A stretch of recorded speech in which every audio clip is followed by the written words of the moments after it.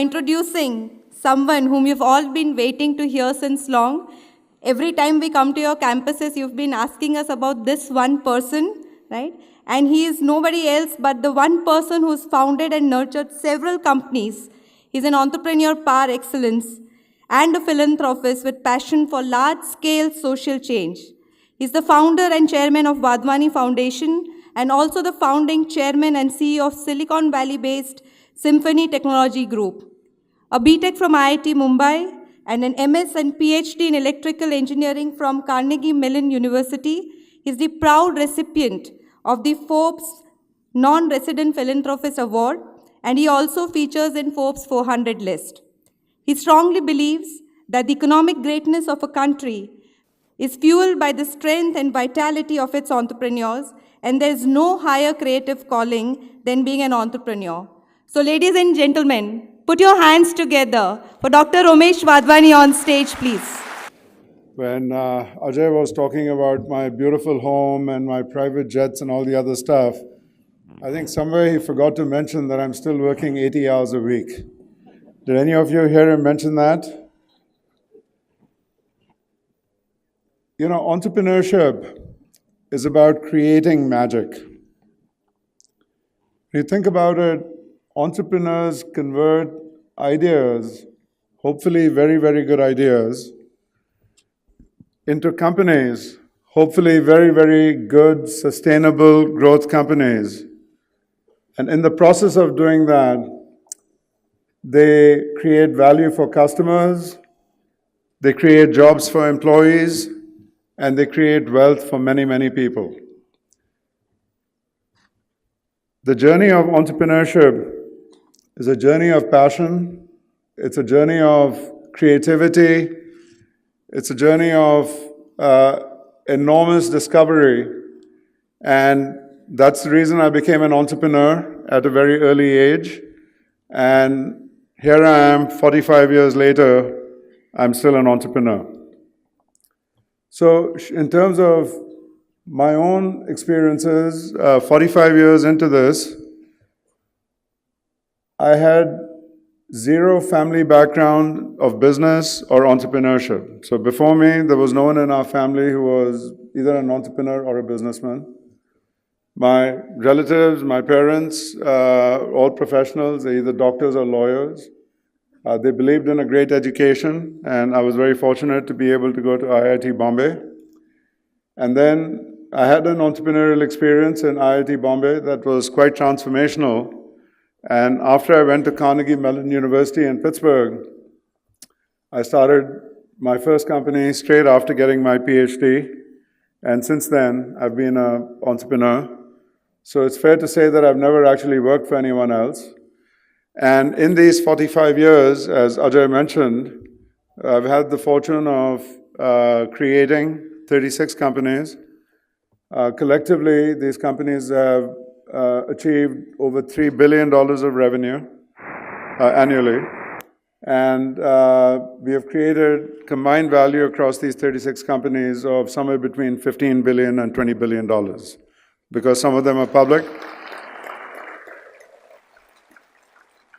Thank you.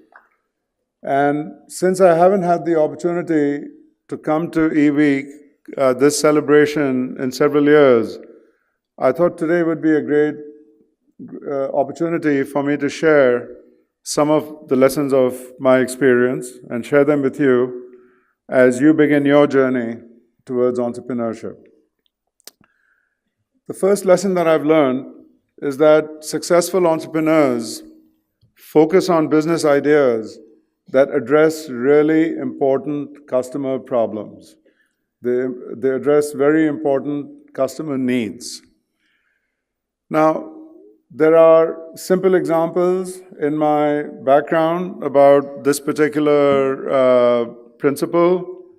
There are complex examples, but I'm going to take a very simple example, which goes back to IIT Bombay. Every company starts with a creative spark in the mind of the entrepreneur or the group of entrepreneurs. In my case, it was a creative spark which was based on a very simple need. I was a student living in Hostel 2 at IIT Bombay The food was pretty bad, as I'm sure it is in hostels all over the world, all over India.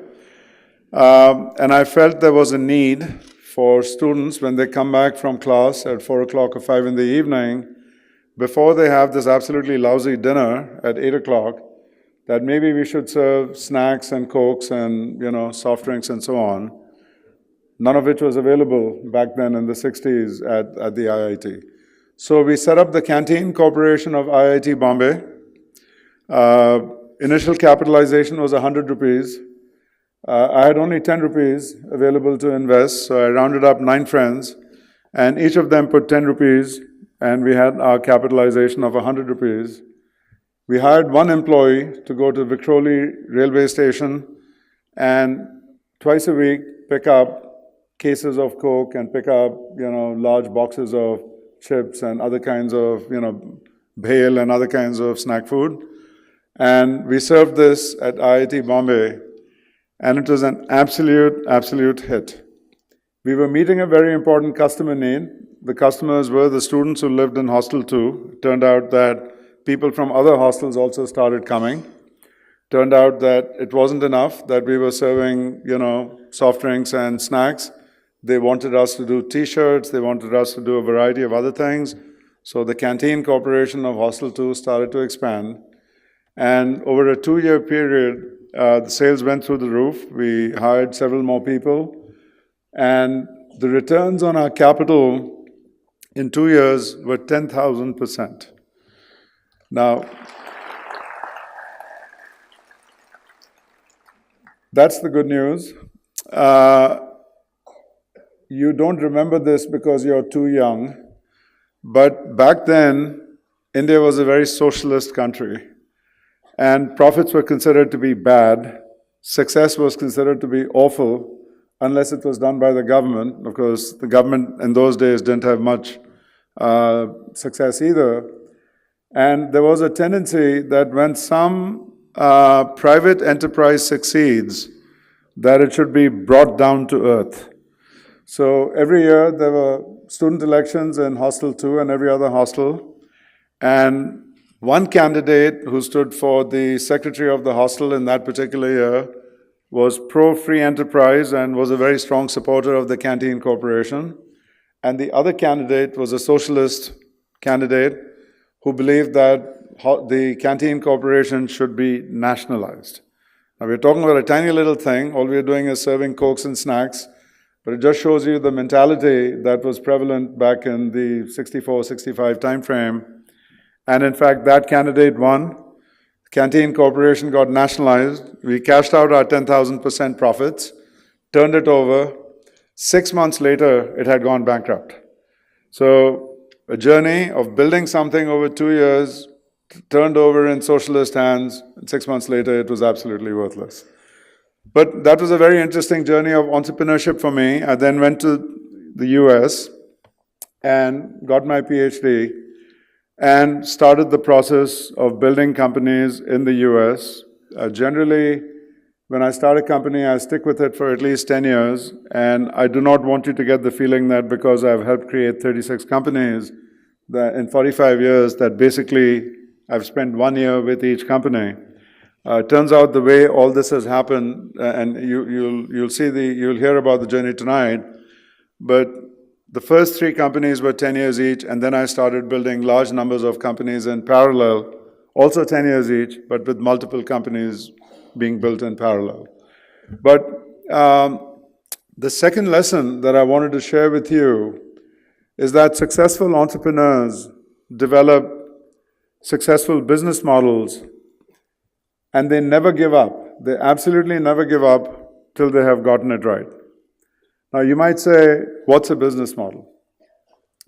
Think about a business model as a way of connecting the dots between the value that a product delivers to a customer, the price that you should charge for that particular product, the revenue that it'll produce, the cost of producing the product, the amount you should invest in sales, marketing, and product development, and ultimately the profitability and cash flow you will have from this business. When you connect the dots together on all these things, that's called a business model.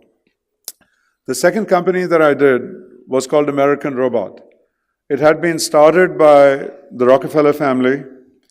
It was only about 7 people at the time that I took it over. I became a large shareholder in it. And I thought I understood the business model of robotics, but the first 5 years clearly demonstrated that I didn't. I didn't realize that the Japanese were going to dump robots in the US at below their manufacturing cost. I didn't fully understand my own manufacturing cost. I didn't realize the enormous cost of actually selling and supporting robots that are sold into customers all over the world. And the end result was that in the first 5 years, we never achieved a successful business model for the robotics business, and we lost about $40 million in this journey of learning the importance of having a very successful business model. I then began, since, as I mentioned, I don't believe in giving up, and you should not believe in giving up, no matter how much adversity you face, and no matter how many obstacles you see.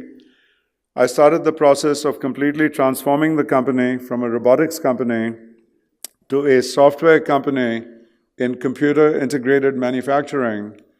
And the end result of that was we were finally able to grow the company to about $40 million in revenue and achieve break-even. And in the end, we did not deliver 100% of the investment back to our investors. We delivered about 75%. But the company did not go bankrupt. We did not give up in that 10-year journey. We transformed it from a robotics company to a software company in manufacturing, and we ultimately achieved a successful business model. This is a really important lesson, because if you start a company and you have not thought through the business model for the company in terms of how you will grow it, how you will ultimately make it profitable, doesn't have to be on day one, may not even be in the first 3 years or 4 years, but at some point, if you don't achieve profitability, simultaneous with growth, you don't really have a sustainable company, and that's the reason why the business model is so important. A third lesson is about successful entrepreneurship being about entrepreneurs who create products that customers love. Please note that I'm using the word love as compared to like, or appreciate, or enjoy, or get value from, because we live in a very competitive world. Even in India, even in technology in India, I am absolutely amazed and impressed by the number of companies that are creating all kinds of new software or technology-based innovations. Everything is competitive, so that's one challenge. But there's a second challenge, which is from the customer perspective. They see 50, 100 innovations every month. Why should they choose to invest in something you're doing as compared to something someone else is doing? And by the way, you're not just competing with other startups. You might be competing with Philips or GE or IBM or Wipro or Cognizant or one of these other companies. So if the product idea or the service idea that you have is not absolutely truly compelling, the chances of your creating a business of scale, which is sustainable for the long run, which will continue to grow year after year, are greatly limited. So if I take an example of the third company that I built, which is Aspect Development, I built my first 2 companies, 10 years each, in Pittsburgh after getting my PhD. I then moved to Silicon Valley in 1991, and I started the process of building Aspect Development. The problem that we were trying to solve to meet an important business need was the problem of electronics manufacturers who don't have enough information at their fingertips about what components to use from which suppliers in the electronic products that they design, whether these are computers or control systems or avionics systems or other kinds of defense systems. This was an endemic problem. This was not a problem that had been solved by anyone else before, and yet when I talked to customers, and I spoke to maybe 20 or 30 customers about the idea, they all told me this was a really important problem that needed solving. The nature of the solution was a very complex one because we had to create an extremely large database of electronic components, millions and millions of electronic components, which are changing literally every day. Thousands of new components being introduced, thousands of old components being obsoleted. So we had to build this very large database. Today you would call it big data. Those days we simply called it large content. We had to build a software platform that would take this data on these millions of components and make it easily accessible in real time at the fingertips of design engineers, procurement people, managers, and so on. We were able to build all this through a very structured incubation process where we've spent the first 90 days making sure we fully understood customer needs, spending another 90 days creating a prototype, going back to customers, revalidating that we had captured their needs correctly. We then spent another 6 months actually converting that prototype into a product of commercial quality. We then launched the product and the company began to grow. And the company grew at initially 200, 300% a year, and then as it got larger, the growth rate came down to 60%. Because we had finally thought through the business model, the pricing model, the cost model, the revenue model, all the things that go into the business model based on the scars that I had gotten at American Robot, based on the lessons learned at American Robot, we were actually able to build a very, very successful company. So when it got to about $200 million in revenue in the year 2000, it was still growing 65% a year. It was doing profitability of around 25, 27%. We received an offer for it to be acquired for a little over $9 billion. My instinctive reaction was to say yes immediately on the phone. But because I'm a very thoughtful person, I took 24 hours before I said yes. So at the end of that, we agreed to sell it for a little over $9 billion, and 1 month later, the company had been acquired, and that was the third company. Now, the next lesson that I'd like to share with you is that successful entrepreneurs build great companies by having great core values. So you might ask, what does that mean? What is a great company, and what is a great core value? And for those of you who think about, what the word great means in terms of a company, I can tell you that hundreds of books have been written. The books called Good to Great and other, all kinds of management books have been written about this. And based on all my experience, I've concluded that you don't need to read 300-page books or 2,000-page books to figure this out. For me, a great company can be defined with 4 simple values and 4 simple bullets. The first is that they deliver extraordinary customer value. So if you want to be a great company, it's not enough to have a good idea. The idea has to be such that it actually delivers extraordinary customer value, not because you think it is extraordinary, but because the customer thinks it's extraordinary. So if a large number of your customers confirm that you're delivering extraordinary value, then yes, you truly have achieved the first of these core values that lead to great companies. The second is the ability to attract and retain the best talent in your sector. Now, I realize that there is a tendency on the part of startup entrepreneurs, because they are undercapitalized, to choose the cheapest talent and not necessarily the best talent. I can tell you that one of the most important lessons I've learned is that if it's the right talent, if it's great talent, that difference in cost between that kind of talent and average talent is very small compared to the benefit that you'll get out of hiring the absolute best talent you can. And to me, again, that's a hallmark of a great company. If you have attracted the best talent and you retain them, which means that you have to select them right, you have to make them part of the team, you have to work with them, you have to give them the right level of responsibility and the right level of autonomy. All these things are very important, but assuming you do those right, that's the second value. The third is continuing to invest in innovation. The world is changing all the time, and competition is changing, your customers' needs are changing. You may have a very successful first product, but then you may find a couple of years later that you're plateauing and then you start declining. And the reason is because competition caught up, the world changed, and you didn't change fast enough, even though you pioneered the idea in the first place. So continuous innovation, continuous stream of new products, new services that are of extraordinary value to customers is the third core value. And the fourth core value is actually brilliant execution. Ideas are great, innovation is great, but if you don't execute perfectly, none of this is going to matter. And you have to execute across the board. You have to execute in sales, you have to execute in operations, product development, finance. Each of these functions in its own way is extremely important.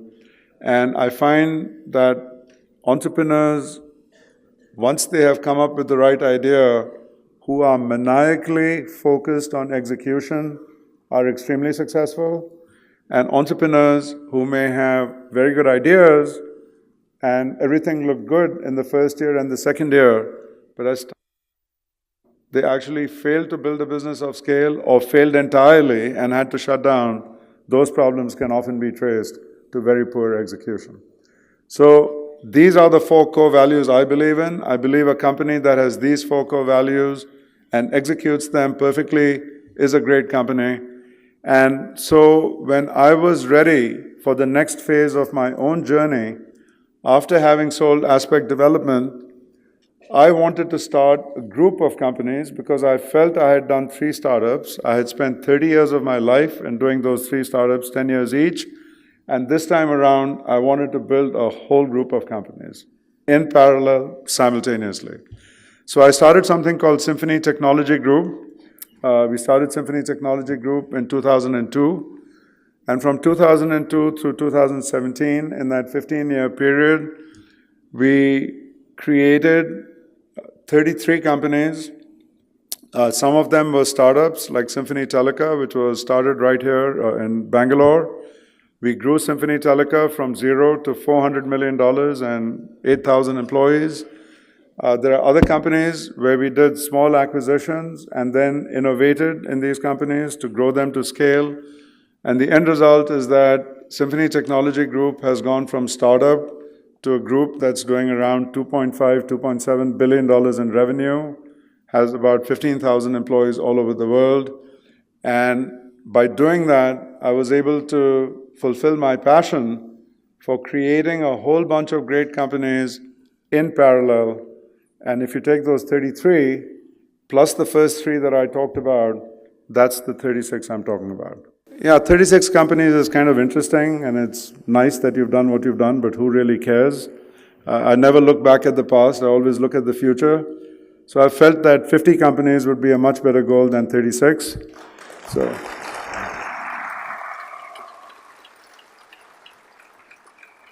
All of you who are good at basic arithmetic, which is all of you, that means I'm 14 companies short.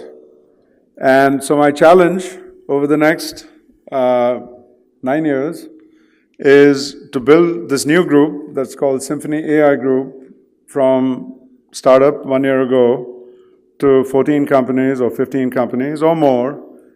But it's not just the number of companies. I mean, anyone can start a company and have it go to $2 million in revenue. I mean, that's good, but it's not great. The second part of the goal is that each of these companies has to achieve at least $100 million in revenue over that 7 to 10 year period. So scaling is extremely important. I'm pleased to tell you that 5 of these companies have gotten started in the last 1 year. And the way I'm approaching it is by focusing vertically, starting AI-enabled business platform companies in healthcare, retail, consumer packaged goods, oil, gas, and chemicals, insurance, retail banking, and horizontals like IT, talent, supply chain. And in each of these, we have either already started a company or we plan to start a company over the next 1 or 2 years.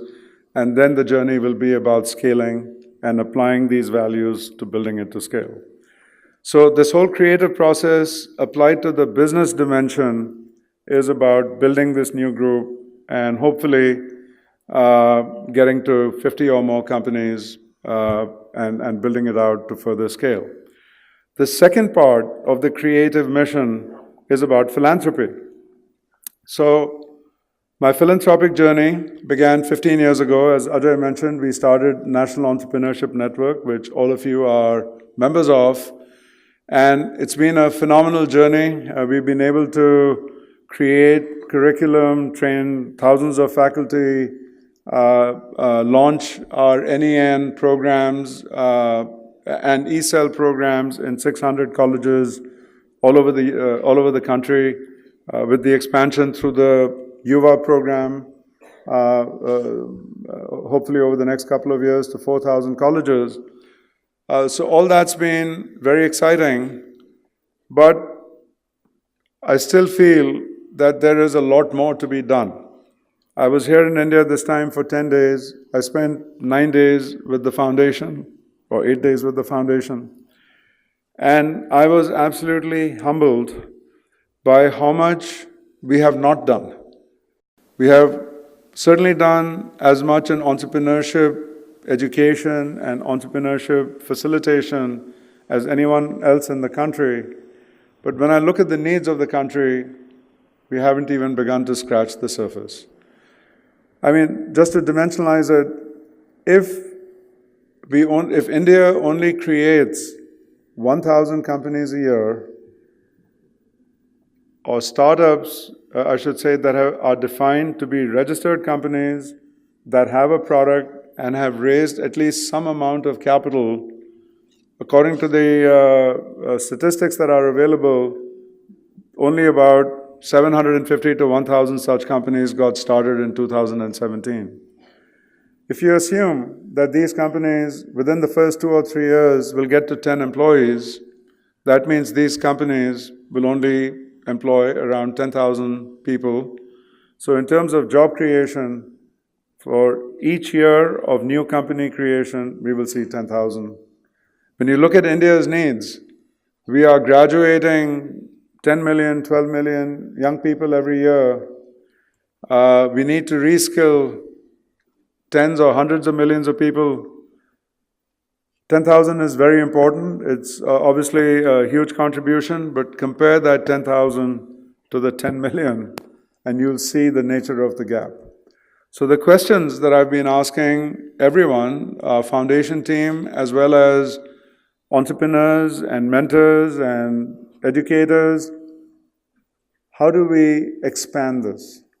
Is there a way in which, instead of starting up 1,000 companies a year, we can help start 10,000 companies a year, so that over a 10-year period, there might be 100,000 startups instead of 10,000 startups. Even more important, for the companies that are getting started and the 10 or 15,000 companies, startups that already exist, is there a way in which we can help accelerate their growth rate? And instead of them growing 10, 20% a year, can we get them to growing 50 or 100% a year, so that if you combine the growth journey, an accelerated growth journey of the startups that already exist, and an acceleration in terms of the number of startups that are being created, between those two, can we increase the impact on innovation, the impact on job creation, the impact on wealth creation by a factor of 10, 20, or 50 from what it is today? So that's what drives me. The answers to these questions obviously requires creativity, because if there was no creativity, the answers would be there today. And that's what our foundation will be working on for the next 10 years. This extended journey of trying to expand India's capabilities in entrepreneurship and scaling it up by leveraging technology, by leveraging skillerators that we're going to create, by improving our curriculums and our content for the college programs that all of you have been part of, by strengthening our support of the e-cells that all of you are part of, So there is a huge journey ahead of us, and we are absolutely focused on it.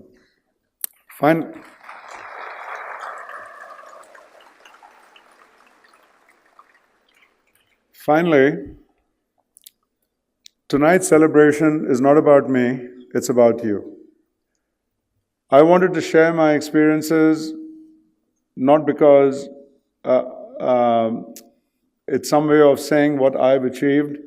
It was really much more focused on trying to share with you what my own experiences have been. And some of these, either today or 5 years from now, or 10 years from now, might be lessons that you remember and may be applicable in your own journey of entrepreneurship. But you are the future creators of India. You are the future creators of business ideas, of jobs, of innovation, of companies, of wealth.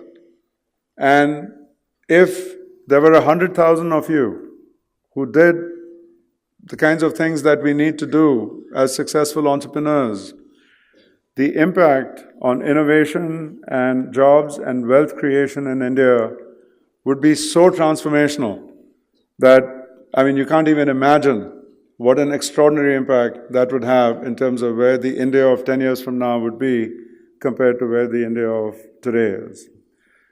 So, as you get ready to start your entrepreneurial journey, and I know that some of you are already entrepreneurs. I saw 5 absolutely wonderful innovations and companies, in the reception area outside. Very impressive. But for many of you, you're about to start your entrepreneurial journey. The only 2 words of advice I would give you is be completely driven by and completely connected with your customers, because if you don't, there's a good chance that the venture that you're thinking of may not succeed. And secondly, do not be deterred by obstacles. Do not give up. In 45 years, I can tell you that I have hundreds of scars on my back, all based on things that I did wrong, things I didn't understand, obstacles I didn't foresee, obstacles I could do nothing about because they were macroeconomic in nature. But the key to being a successful entrepreneur over a long period of time is the willingness to be resilient, to be tenacious, to stick with it, to improvise, because it may turn out that your first idea is not a very good idea. It's okay. It's not a crime to have a bad idea. It's you refine it, or you simply junk it and start all over again with a new idea. But my key point is that your journey of entrepreneurship will be riddled with obstacles. This is just the nature of life. It is particularly true of the nature of the journey of entrepreneurship. And I want all of you to say, I'm not going to give up. So repeat after me. I'm not giving up. I'm not going to give up. I'm not going to give up. And if you just repeat that mantra to yourself, you will find that it is an incredible recipe for entrepreneurial success. So, you're starting your entrepreneurial journey. I wish you well, and I give you the commitment of the Wadhwani Foundation to be very helpful in that journey as you go forward. Thank you.